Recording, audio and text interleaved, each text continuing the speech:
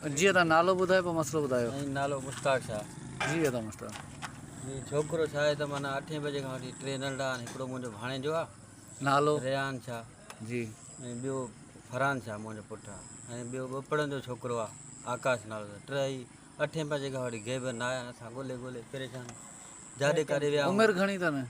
उमिरि इहा 13 साल अथनि। 13 पोइ वॾी उमिरि आहे, पोइ काॾे विया? मोबाइल बि अथनि ॿिन्हिनि खे। पोइ काॾे विया? ख़बर न आहे न। असां त वॾो ॻोल्हियो अथसीं। जी अदा तव्हांजो पुटु आहे? हा हिकु मुंहिंजो पुटु आहे। नालो? नालो रेहान शाह। जी अदा। छोकिरो आयो 8 बजे दोस्त हलिया आकाश बपड़ पोइ निकिता हिन महिल ताईं घुमण। असां यको ॻोल्हियो। पोइ मोटरसाइकिल का गली बि न छॾी आहे। किथे सॼो ॻोल्हियो आहे। थाणे वग़ैरह ते इतला न अथव? न ओॾां हाणे वञूं था। उहो इतला ॾियो तव्हां। बाक़ी रब भलाई कंदो। तमामु दोस्तनि खे अपील थो कयां त हिन वीडियो खे वधि खां वधि शेयर कयो जीअं असांजा मासूम बचड़ा जल्द खां जल्द मिली सघनि। घणो टाइम थियो अथनि तक़रीबन? 8 बजे खां वठी गए। 8 बजे खां।